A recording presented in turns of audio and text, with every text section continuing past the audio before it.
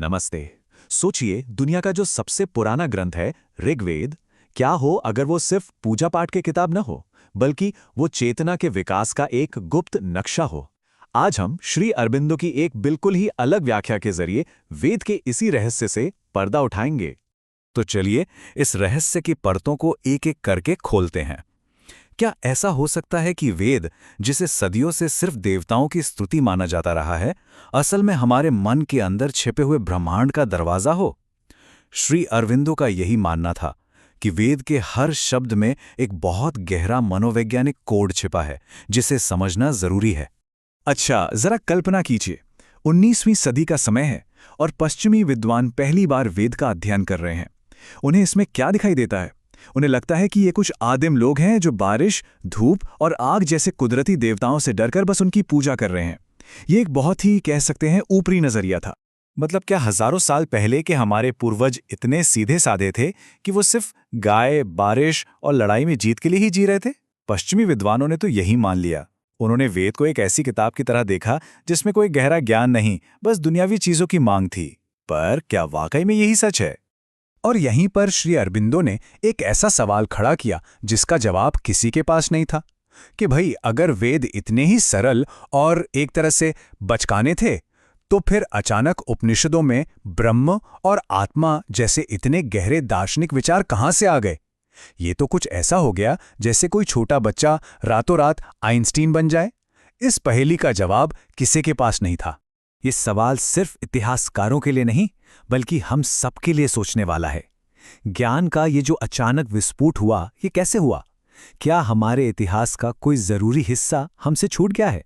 श्री अरविंदो ने इसी खोई हुई कड़ी को ढूंढ निकाला। और जानते हैं, इस गुत्थी को सुलझाने के लिए श्री अरबिंदो ने इतिहास की किताबें नहीं, बल्कि संस्कृत भाषा के शब्दों को ही खंगाला।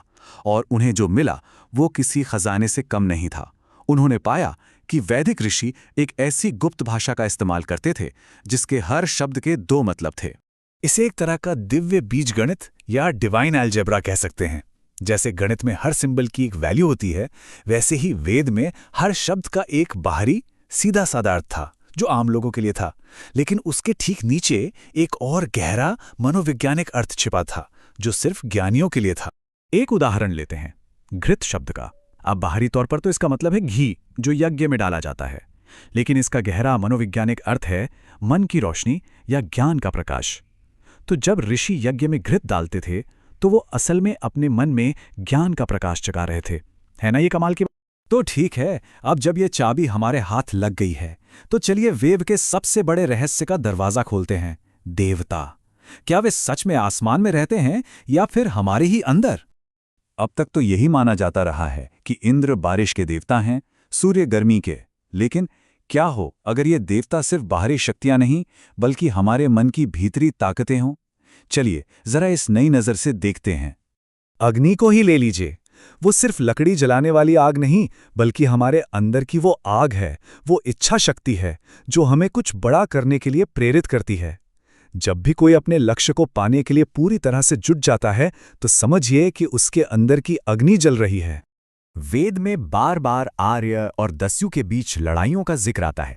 तो क्या ये सच में दो अलग अलग कबीलों के बीच की लड़ाई थी, जैसा कि कुछ लोग मानते आए हैं, या फिर ये कोई और ही लड़ाई है?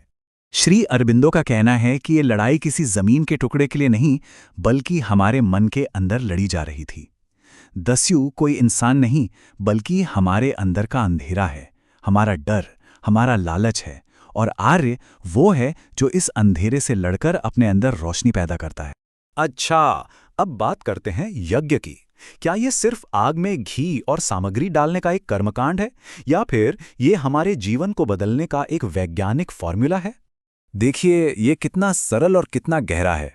यज्ञ असल में आत्म सुधार का एक 4 स्टेप्स का प्रोग्राम है। पहला कदम, अपनी इच्छा शक्ति यानी अग्नि को जगाओ। दूसरा कदम, अपने मन को साफ करो यानी घृत की आहुति दो। तीसरा कदम, जीवन के आनंद यानी सोम को महसूस करो। और चौथा कदम, अपने विचारों को सकारात्मक बनाओ यानी मंत्र का जाप करो।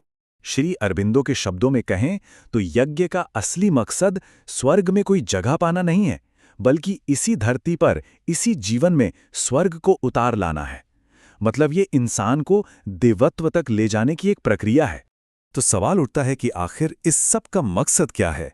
ये वेद हमें ले कहाँ जाना चाहते हैं? जवाब है, ये हमें चेतना की एक ऐसी यात्रा पर ले जाते हैं जिसका अंत अमरता है। वेद के अनुसार हमारी चेतना के कई स्तर हैं। सबसे नीचे है भू, यानी हमारा शरीर। उसके ऊपर है भुवर, यानी हमारी भावनाएं और प्राण ऊर्जा। और उसके भी ऊपर है स्वर, यानी हमारा मन। लेकिन यात्रा यहीं खत्म नहीं होती। असली मंजिल है ऋतम, यानी वो अवस्था जहां कोई ब्रह्मांड के परम सत्य से एक हो जाता है। तो वेद का जो सबसे बड़ा संदेश है वो ये है कि मोक्ष मरने के बाद नहीं बल्कि इसी जीवन में मिलता है।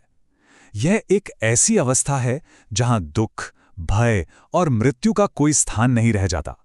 यह आनंद, ज्ञान और अमरता की अवस्था है। और इस यात्रा का ईंधन क्या है? वो है सोम रस, यानी वो दिव्य आनंद जो हर चीज में छिपा हुआ है। जब हम इस आनंद को पीना सीख जाते हैं तो हम नश्वर से अमर हो जाते हैं, जैसा कि श्री अरविंदो कहते हैं। तो सोचने वाली बात यह है, क्या हजारों साल पहले लिखा गया ये ग्रंथ आज भी उतना ही प्रासंगिक हो सकता है? क्या ये हमें वो रास्ता दिखा सकता है जिसे शायद हम भूल चुके हैं? इसका जवाब हम सबको अपने अंदर खोजना होगा।